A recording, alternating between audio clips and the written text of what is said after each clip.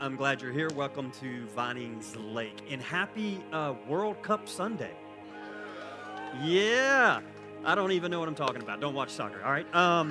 Hey, just curious, though, is this, because I don't know who to pull for, because I'm not really not my sport, but is it a Spain day?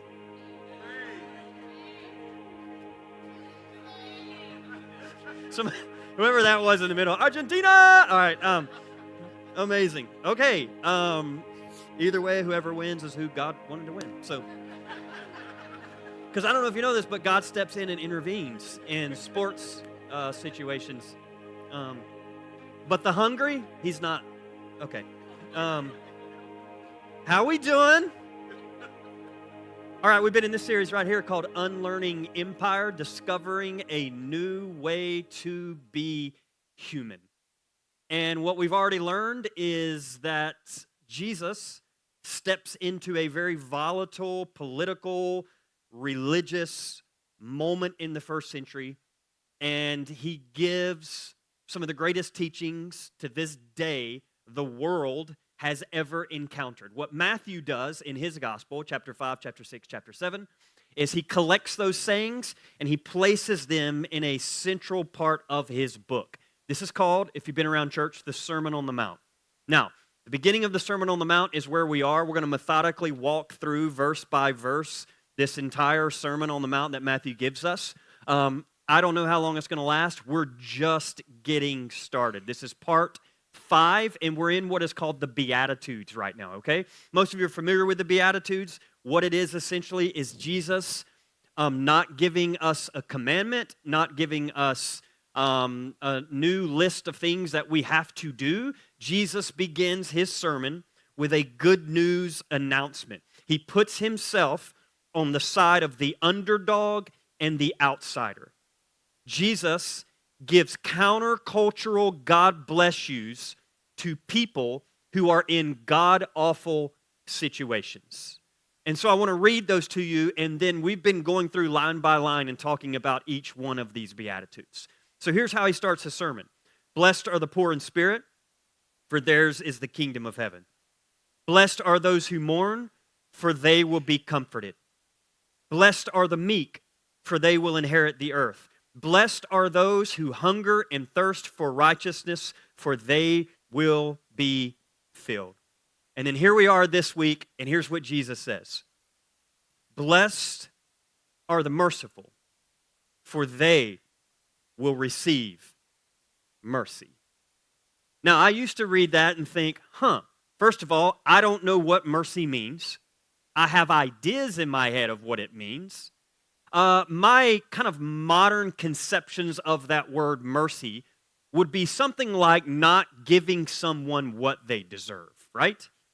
Now, here's what's interesting. For a lot of us, we come into this room and we are coming from a world that has understandings when it comes to certain words, right? Now, most of you know this. The Bible wasn't written in English, so it's been translated.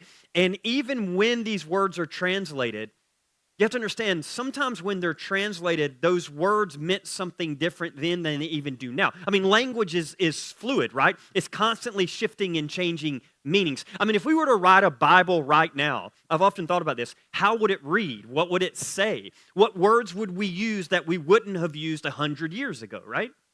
And so when you hear this word mercy, I would imagine if you're like me, like all kinds of ideas come to my mind. I often think of mercy being, I should feel sorry for someone else. So I see someone in a situation and my heart breaks for them. I'm like, oh, I feel bad for that person. Or mercy, here's one, just being nice. And those aren't bad definitions. I'll be honest with you. We should probably hear a good sermon on what it means to be nice, right? I used to think that was mercy. Some other modern conceptions would be letting somebody off the hook, right? Have you ever been let off the hook? I know I have, a few times. I have been pulled over speeding, and the officer say, I'm going to give you a warning this time. God, do y'all not love warnings? Anybody else in here love a good warning? I used to get, even as a growing up in school, teachers would, I'm going to give you a warning. I'm like, God, I love a warning. What I don't love is when it's no longer a warning. You know what I'm talking about? Where you had your warning, but now you deal with the consequences? Yes. This is what I thought. It's letting someone off the hook.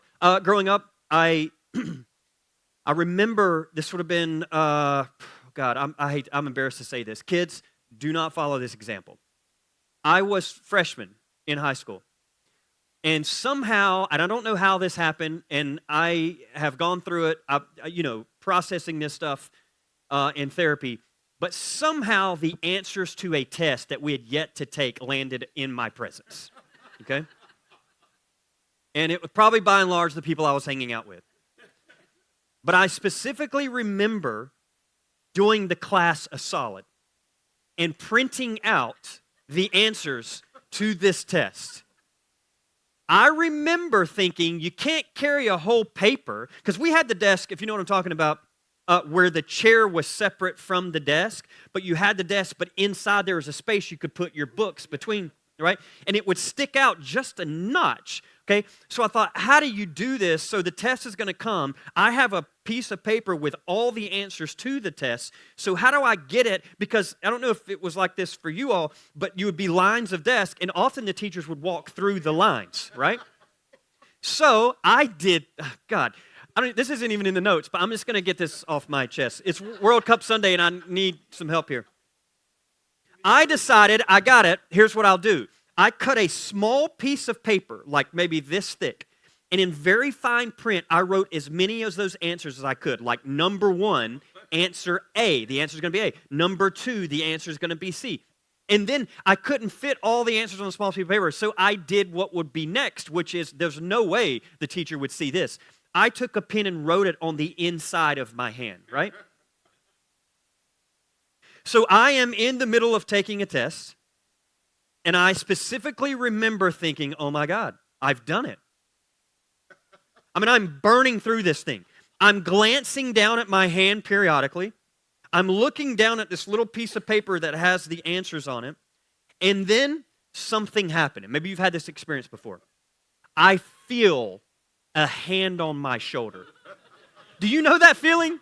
My God, is there a more eerie feeling than when you don't know someone is standing over your shoulder watching you? But I feel the hand, and then all I hear is, come with me. And that is where my panic attack started. I distinctly remember going up to her and her looking at me in the hallway saying, where did you get these answers? And I had to make a decision because I knew exactly where I got these answers. And they did not come from me. They came from a friend. And she said, hold on. Grabbed another person out of the room, stood us both together in the hallway, and she said, I'm going to ask you both one more time. Where did you get these answers? And I remember saying, I'm going to be honest. And I did. Now, it was a lot easier to be honest because it wasn't me. But I remember looking at her going, I'll tell you exactly where I got these answers from Justin.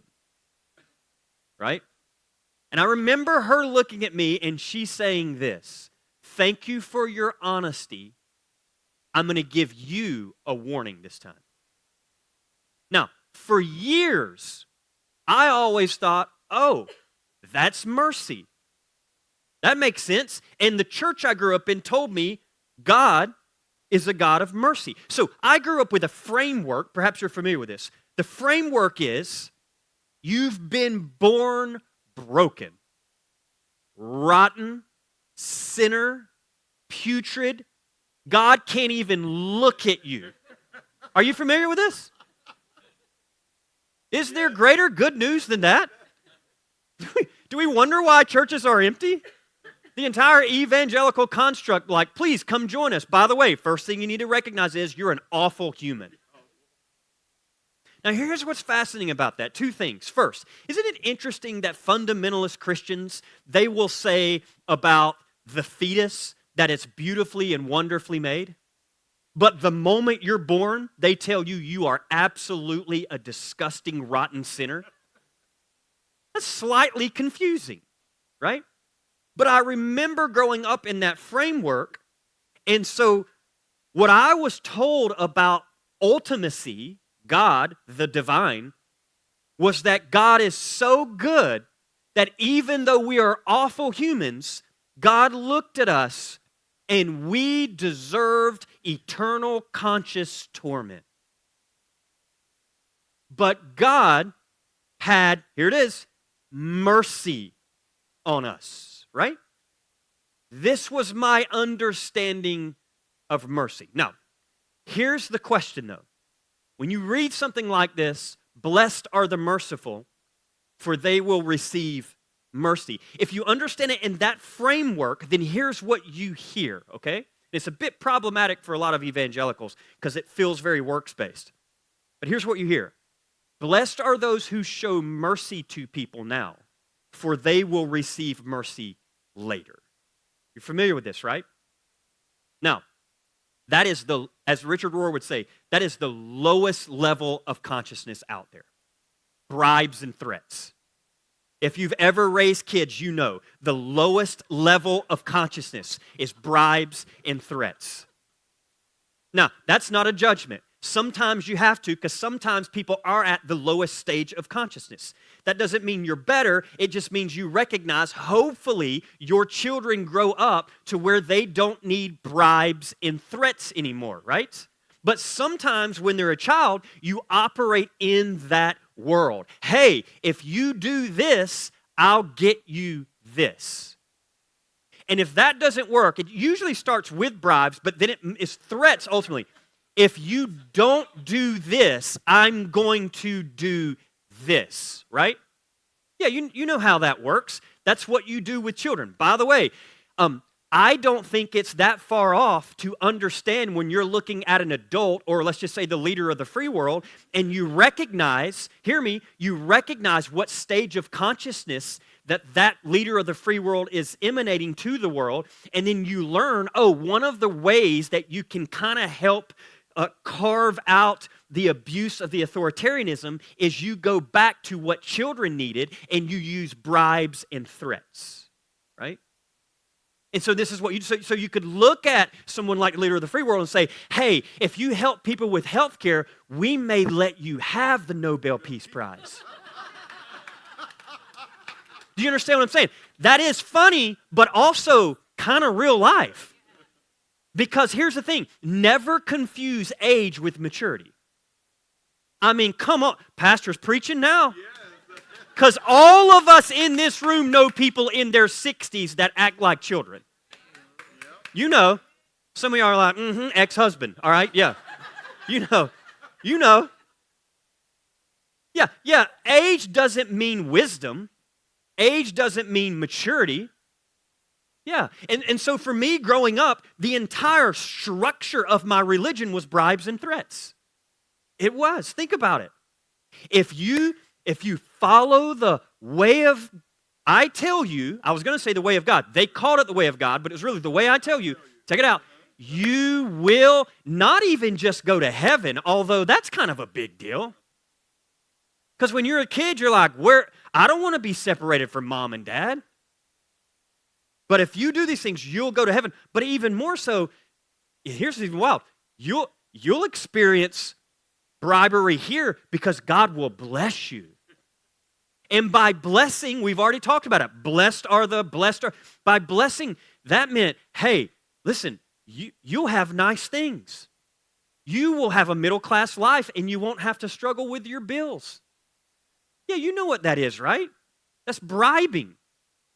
But then the other side was full-on threatening. And let me tell you, friends, about the evangelical world, they have mastered the threat game. The whole structure, and I know this because I pulled the foundation up, the whole foundation of the evangelical industrial complex is built on fear. And this is why when they meet progressive spaces like ours and they're like, wait a minute, that guy is a heretic. I'm going to tell you why, okay? It has little to do with theology. It has more to do with the fact that they don't know what to do with spaces like this. And this is why spaces like this are so important, because here's what we're showing the world. You can actually operate as a decent human being who cares about universal human flourishing and not have bribes and threats involved. That's possible. But the reason they're so threatened is because I'll stand up, we will in here talk about things like this. I do not believe in eternal conscious torment. In fact, not only do I believe it's unjust, I actually believe it is heretical. I actually believe it is the greatest abomination of who the divine could actually be. Right? Now, fine. Who cares? Well, the evangelical industrial complex does, because here's what happens. When you remove eternal conscious torment, then it begs the question, why do people come? Why do people listen? Why would anyone give? Think about giving in most churches. We rarely talk about it here. Every now and then we'll have something pop up. We got something coming down the way, by the way, I'm going to mention to you. Because we need to, like the building needs a little love. We'll talk about that later. But we rarely talk about it. Now, that's intentional for many reasons. One is a lot of us grew up in churches and we all got weirded out by money. Totally get it, all right? But a part of it, too, is what are we going to say about it? Because I grew up in a church where they passed plates in front of your face, okay? And everybody on the pew looked over like, did they give? Did he give? I remember as a kid feeling so much guilt that I would go to my mom going, you got $1? And mom was like, why you want $1? I was like, I'm going to give it to the Lord. But honestly, it was because they passed the plates, and I wanted people to see me. But then I'd wad it like it looked like it was more than $1. Do you know what I'm talking about? You know. I'd wad it up, and then I would just throw it in and look around. Like this is my life growing up. But a part of that was built in the framework, which is if you give, tell me if you've heard this, and I know there are people watching right now, well, technically the Bible says, my God, the Bible says all kinds of things, all right? But there are people, like if you give to the church, man, you will not struggle with your bills. And here's what's tragic. You still have it today. People showing up in churches and they're in debt to their eyeballs and going under, but giving their money away to the church. Now, I know this contradicts everything I'm saying, and my God, don't stop giving here, but here's what I'm trying to tell you. I am going to say this as clear as I can. If you are in financial trouble, do not buy into a lie that you need to give your last dime to a church. Do you understand that? Friends, keep every dime you have. Go get a Five Guys burger, eat some fries, and say, you know what? I don't have much, but I'm enjoying these fries, and I get to go to church for free, all right? Like, yes. Yes.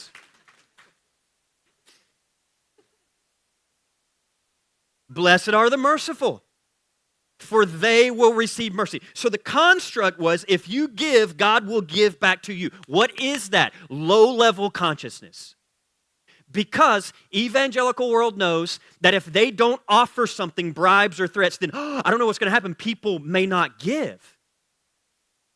And what we're doing here is an experiment.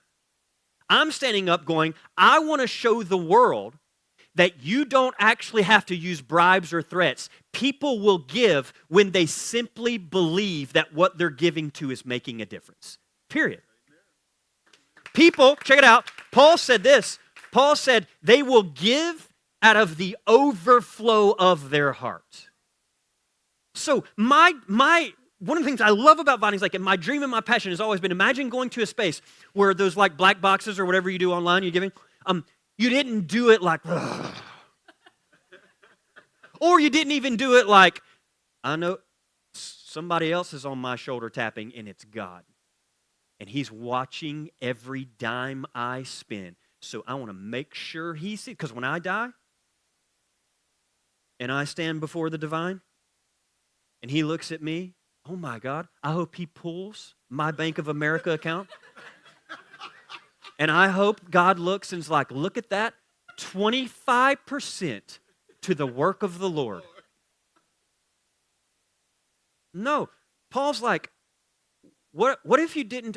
What if you just did it and it was like an overflow Because, and here's a big idea. What if you did it because you just wanted to? Wow. What? Let's go a step further. What if you didn't murder someone because you just didn't want to? I'm always blown away. I'm blown away at America right now, how we're like, we got to put those 10 commandments in every classroom. I'm like, first of all, can we just stop here? You're not abiding by any of them anyways. Every person that wants the 10 commandments in those classrooms or in anywhere they want them has cheated on their wives, has had multiple affairs, most of them been charged with sexual abuse time and time again, have lied on multiple occasions, and quite frankly, we may not see it yet, but I'm sure there's some murder involved. You know what I'm talking about? Okay? Allegedly. We don't want lawsuits. All I'm saying is what if we lived in a world where you didn't have to, okay, I get it, as a child, yes, but you grow, you mature, you develop to a place where you didn't need these bribes and threats to navigate you. Yeah, that's called growing up. And I hope you see it in your own kids. That we're trying to create, here it is, I dare use this word, spiritual maturity here. We'd love for Vinings Lake to be a place where we're like, hey, meet these adults. Does anyone else in this room long for adults? I've been longing for adults for a decade now. I watch the news, and my dominant question that comes out is not, I can't believe this, I keep returning to this question over and over again. When I watch whatever it is I'm watching, I look at our politics, I look at a lot of fields, and the question I keep coming back to is, where are the adults? And someone, please do some homework to help me understand how whatever happened 3 generations ago, they did not raise adults. Somehow they raised a generation of people that made lots of money off capitalism, but they had zero emotional and spiritual maturity. And this is why a lot of that generation looks at younger generations and they're going, don't talk to me about therapy. They're embarrassed by it. You only go to therapy if you're sick or if you're weak. But what I think is happening on a larger scale is you're having a generation come behind a generation going, oh, that there was an entire world that missed what it meant to grow up emotionally and spiritually and relationally. And let me tell you why you keep hearing a lot of people talking about the body in our generation and how the body keeps the score. You keep hearing that, right? I'm telling you, part of that reason is what the task is of our generation is to find emotional, spiritual, relational healing that an entire generation skipped over. And if you're in here going, why is there so much mental illness? My theory is that it skipped a whole group of people and we got double and triple the amount of stuff passed on to us. But here's the good news. It can actually end with us. And if we don't do anything as a generation, may it be said about us as a generation that we stopped some toxic patterns from being handed down to people behind us. Do you understand that? That is the hope. And this is my prayer, and this is my hope for us as a generation of people. And so when I meet people all the time, like, man, I'm just doing like deep inner work. I'm like, yes. You know what you're doing?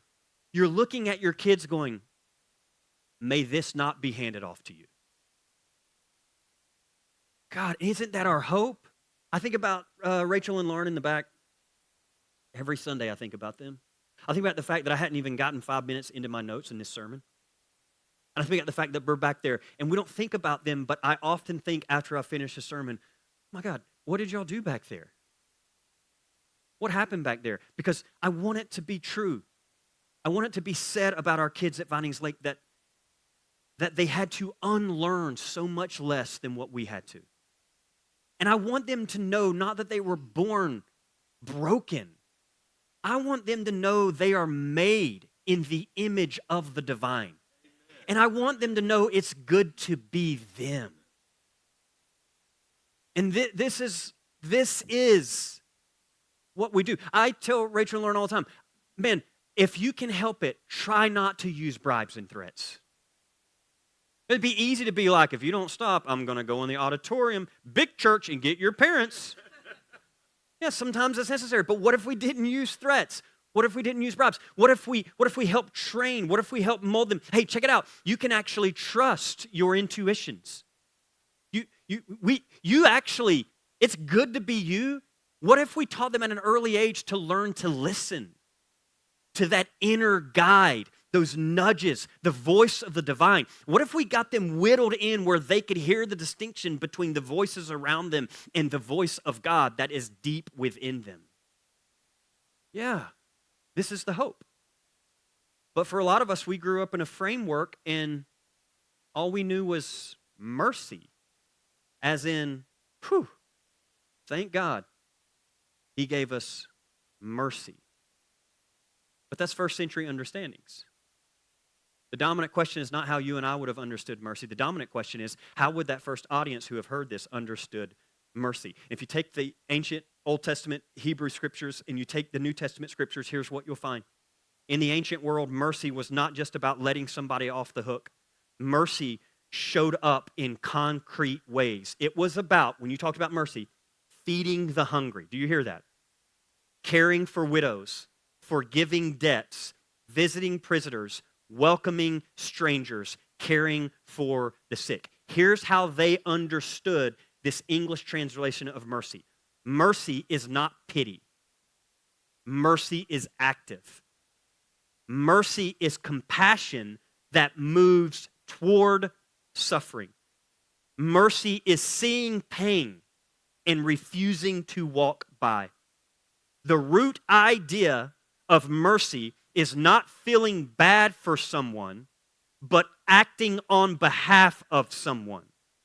Mercy confronts suffering, moves toward suffering, and attempts to relieve that suffering. So translation in modern English, if we wrote our own Bibles today, it would not say, blessed are those who feel bad about suffering. Because I know a lot of people who look at situations and just feel bad. That's a great start, but if all we do is feel bad about the suffering around us, that suffering will continue.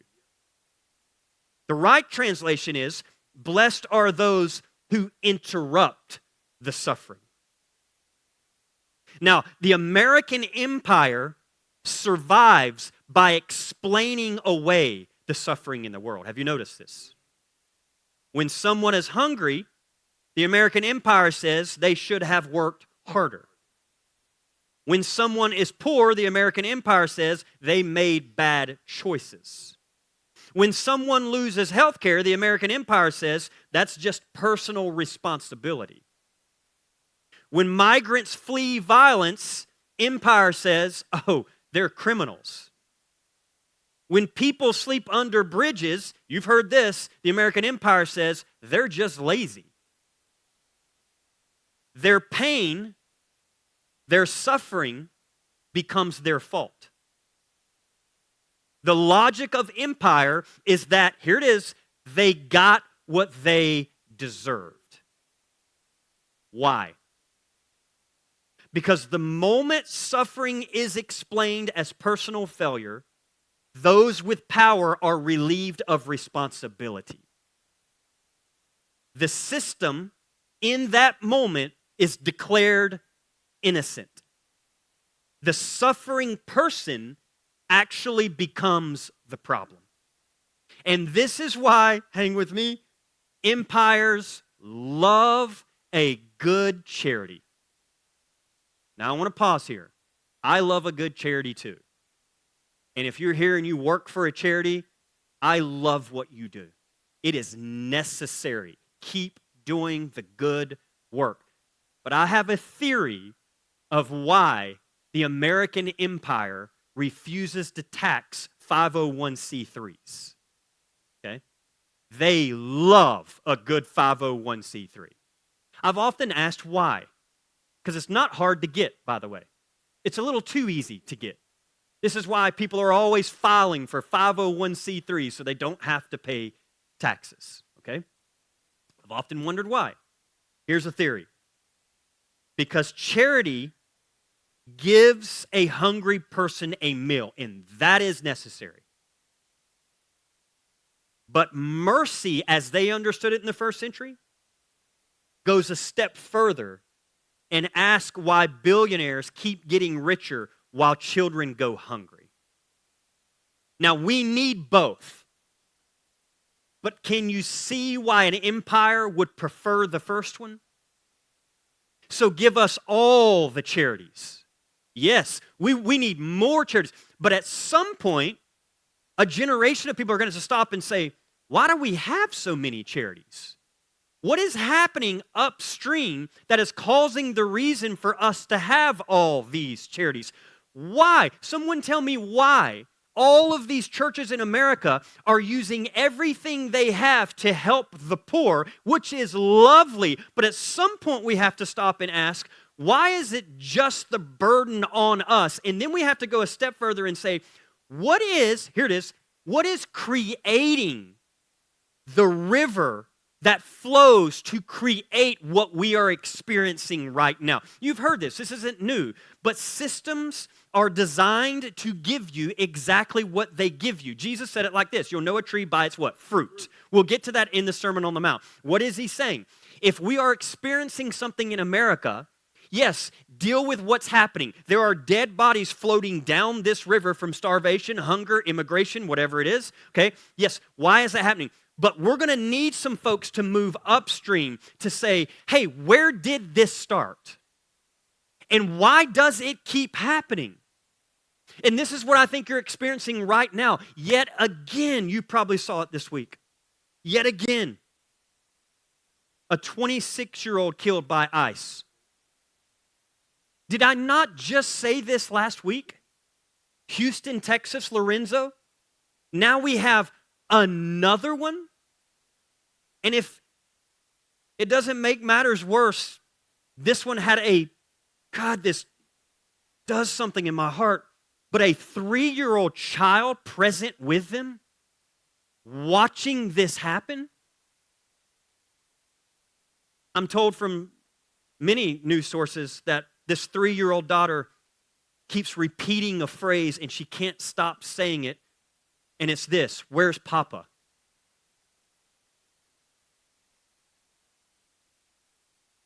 And I think that's a great question. I'll tell you what my heart is. I would love for that 3-year-old girl's question to be presented to the commander-in-chief. Mr. Trump, I hope you hear the cry of this 3-year-old, of a man who was taken yet again by your personal militia. And I hope you hear the cry and give us an answer. Where's Papa? But at some point, as this continues to happen, you start to say, where did this start? And so you move people upstream. This is the idea of mercy. And I believe it's happening. Charity is amazing. But I think we have to be very careful with it, because sometimes it lets us feel like generous people, and sometimes it feels like that's enough. But where charity lets us feel generous, mercy forces us to ask why people are suffering in the first place. The merciful don't just care about victims. They begin questioning the systems that produce the victims. And I want to just applaud you all. Honestly, it's one of the reasons I am in love with this space called Vinings Lake. Just this week I finished I'm turning in my first round of edits on this next book. And I want you to know up front, the book is largely about you people, all right? So it's got some really, really funny stories, but also, as I've walked through them, things that I have forgotten that has happened over the last 20 years here. And I have to tell you, God, I've been so moved revisiting the stories of this space. And then you people, I said to our group this morning in the back, it's mid-July. This is the first year since I've been pastor that this many humans, and there are not even that many in this room, have been present in a summer month. And so we don't measure, our metrics of success isn't by how many attend, but it is a metric, it's just not the metric. But I have to tell you, just looking out today, I'm like, so many of our people I know, this is why we take off a lot in summer, because I'm like, yeah, do your thing. Like, go vacation. It isn't always about this space. We'll see you when you get back. But then you people show up midsummer, and you're here, and you're not just here to, like, listen. I mean, I can't tell you how often this is the case. You're here going, okay, well, what do we do? What do we do? And this, I think, what is happening in this room is just a microcosm of who I believe is a macrocosm of the people in our community. I do. I think we are a good, healthy representation of what this part of the world looks like. And I couldn't be prouder. And I also want to say this. I think we're moving the needle more as a church than you probably realize. At a local level, and then dare I say, I think we play a very small part of moving at a national level. And that's why I think continuing to gather matters. Now, how do you know this? I got excited this week. I haven't been excited in a while. But I got excited because I was in the middle of working this week. I mean, sun up, sun down. I'm in this corner office. I moved my office downstairs because I needed more light. And I moved downstairs, and Katie will come in and out of the door every now and then, and she just shakes her head at me. Like, you've literally been sitting in that spot all day. But the project we're working on right now and sermons and all this kind of stuff, it's like I'm not leaving my computer, so like just going for it. And I got excited because I would, every now and then, I'm shutting my phones down during the day right now because I'm in the middle of something, but I'll pop it open. But it's been really refreshing not to have my phone open, you know? But I'll pop it open, and there's just like one or two people that I'll look at real fast to make sure nothing major has happened, right? And I popped my phone open on, I don't know, it was like Monday or Tuesday. I popped my phone open, and it said, President Trump is going to give an address Thursday night. And I popped my phone open, and I was like, ooh. I was like, oh. And immediately I was like, must be like Iran. It must be like an Iran war because are y'all aware of this? But it's closed, and it's open, and it's closed, and it's open, and it's closed, and it's open. We have a deal. We don't have a deal. We have a deal. Oh, we have a deal. Bombs fall. You know what I'm talking about? Like, I'm like, oh, at some point you start going, oh, no one knows what's happening. Oh, no one's in control. Oh, there are no adults. That's actually what's happening here, right? Now, all that said, it pops open. And then I start reading, and I'm like, oh, and then it becomes like, as everything has in America, just explosions. Because ABC, NBC, they're all like, yeah, we're not airing it. Which, if you want to talk about something that irates a narcissist, yes. Tell them you're not getting prime time. It's like, I'm sorry. And as you would expect, proper response, the man with the power says, I'm going to find accountability for every one of those news agencies that didn't have me on television. Right? All that said, I was like, well, what's he going to talk about? What's happening? Because I want to stay in touch. And turns out, and this is what excited me, it had something to do with Georgia. When I first heard it, I thought it was like Georgia, the other Georgia. And I was like, oh, wait, it's our state? Well, I'm a pastor in Georgia, so I'm like, ooh, what is this? Why did we make it on the radar screen? And as you probably already know, here in Georgia, yet again, we've watched another attempt to undermine confidence in our elections. Our state that you are in right now, I mean, guys, you got to kind of smile at this. Of all places, because some of you have been all around the world. All around the world. I meet people all the time in here, and I'm like, I'm sorry, what? People are like, yep, I lived in Zimbabwe for 25 years. And I'm like, and how did you find Mableton? You know, if we walked around this room, like, tell me where you're from, and I am aghast at this. How did you find here? Because there's a lot of places to be in the world, but you are here. And in Georgia, we've watched yet another attempt to undermine confidence in our elections. Our state, largely, I would argue, our community, is terrifying those who want to preserve the status quo. And that excites me. I got even more excited when I heard the Speaker of the House, Mike Johnson, recently warn the nation that if Democrats take the House, they'll investigate Trump and his allies, and all of us will go down and be a target. I paused, and he said this more than once, twice. I paused my phone and thought, like many of you, who says things like that? And then it occurred to me, people who are guilty of breaking the law say things like that. I've never met anyone who didn't break the law who was worried about accountability. When that teacher touched me on the shoulder, I was worried. Can I tell you why I was worried? Because I cheated. Had I not cheated, newsflash, wouldn't be worried.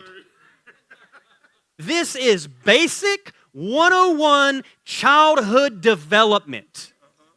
You in here and you have kids, you know this. If your kid messes up, they're only worried because they've gotten in trouble for messing up. If they never messed up and you confront them, they'll be like, wasn't me, bye.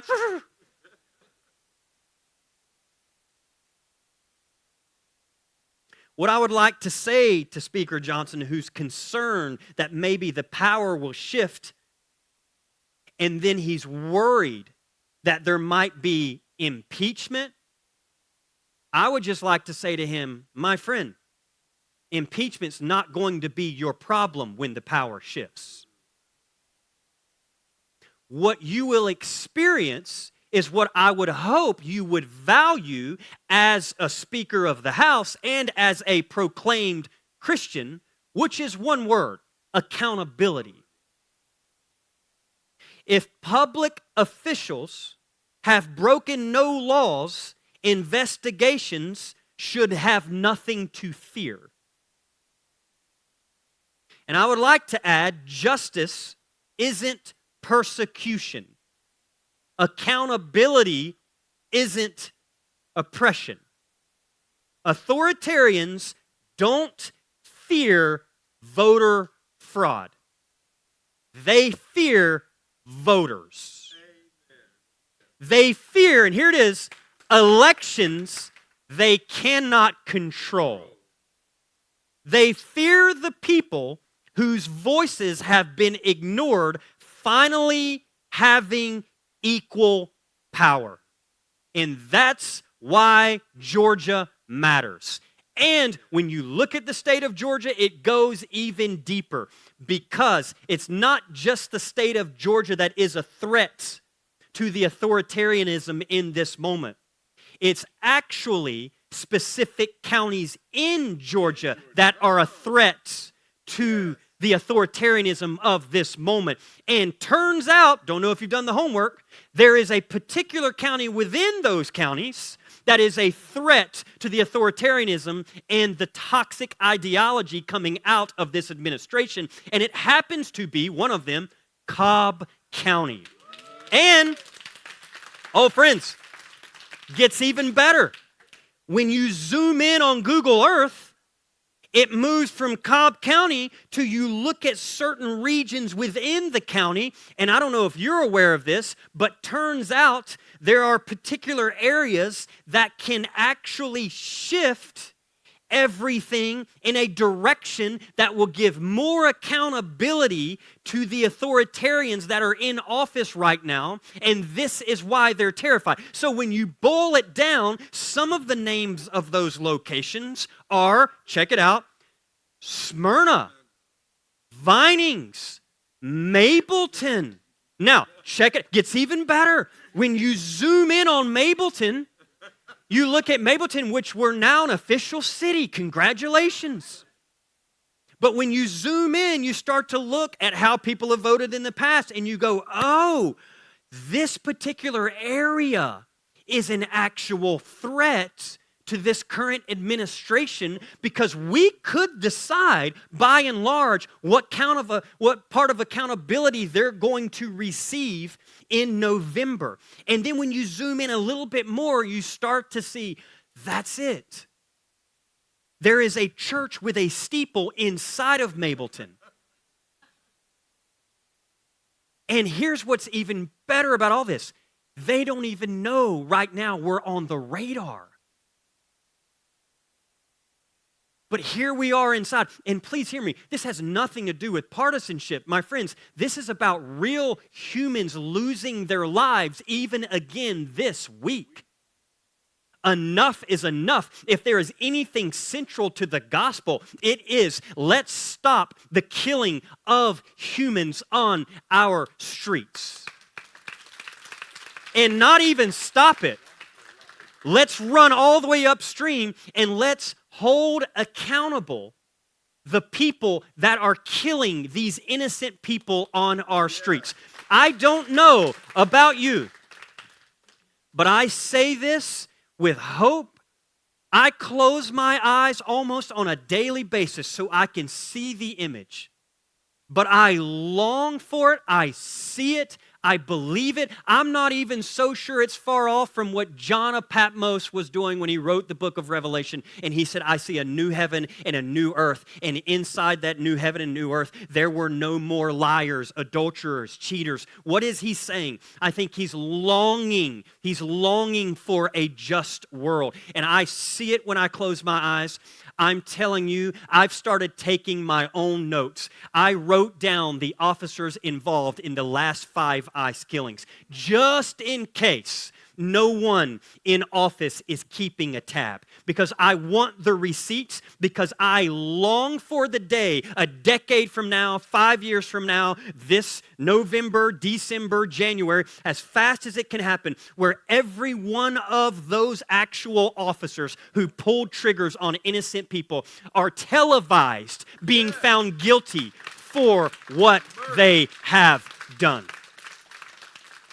I long for it, I dream for it, not because I want revenge. We have to be careful. Not because my ego's like, I want to win. Hopefully, the longing and the drive is simply justice. I want a world that is just. A world that doesn't just talk about being just. I want it to actually be just. And I long for that day when we are watching on television where Speaker Johnson and all of this administration is questioned and held accountable for the actions that are being done right now.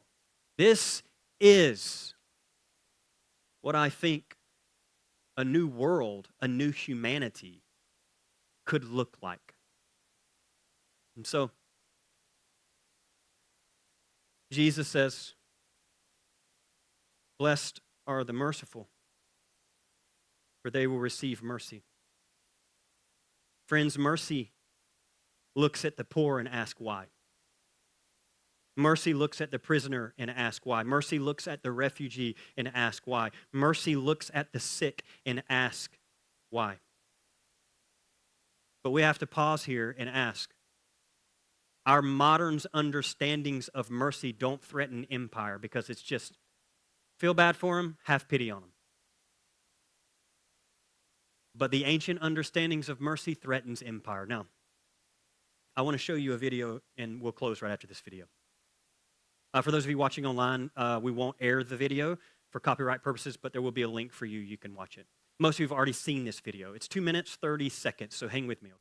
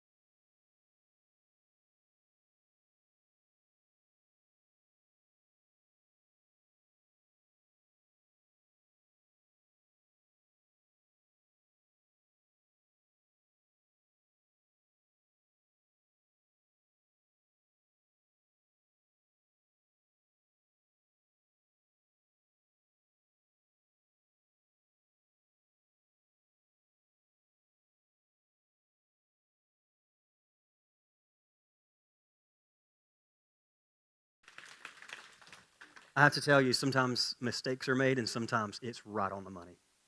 And reading that without an audio might have been one of the greatest things I've ever seen. Yeah.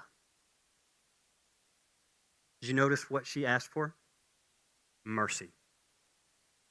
That's it. If you took that sermon and placed it anywhere else, you'd be like, oh, that's a good homily. All she did was ask for mercy. But context, she asked for mercy in front of power. And that thing had a moment. Mercy, as we understood it, showing pity, wouldn't have bothered anybody. Yeah, give us more mercy. Take care of those people who are sick. But that kind of mercy? Oh, man. I was busy reading, so I didn't get to see it. But if you go back and watch it, J.D. Vance keeps moving over to his wife, whispering in her ear. And what I love about his wife, she doesn't even acknowledge his presence. Because even she's like, stop acting like a child. Why don't you listen? Why don't you actually listen to what's being said, right? I mean, just moving around in his seat, right? I just pause there, not to embarrass or shame. I pause there to just say, the kind of mercy I understood growing up would never move someone like that. But this is a different understanding of mercy. Why is mercy so threatening to empire?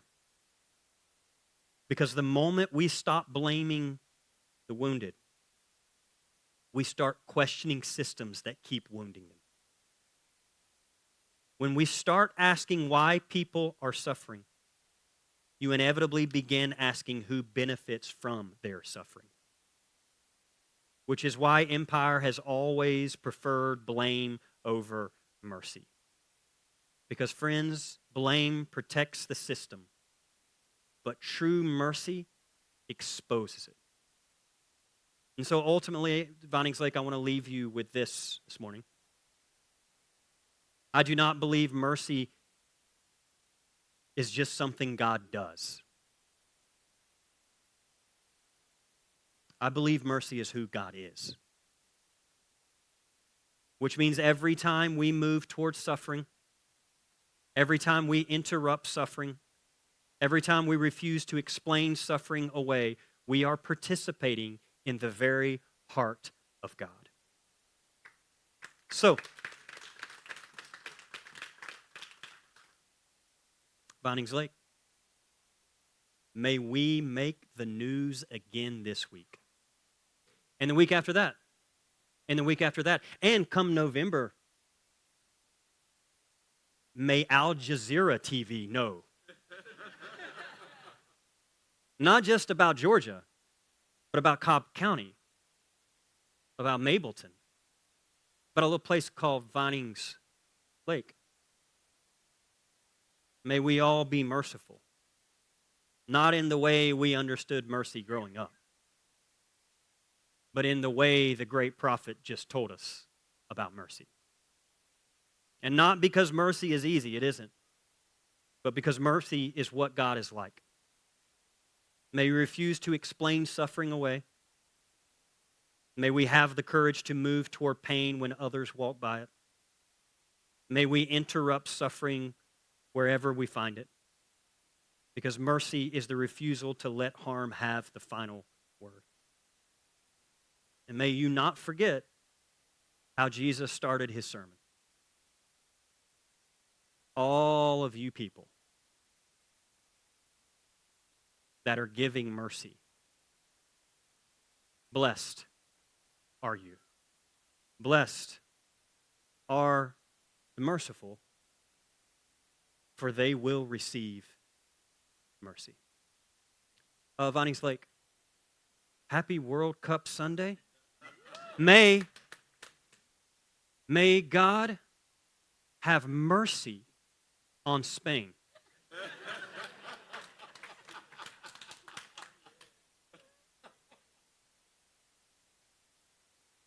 We'll be here next Sunday.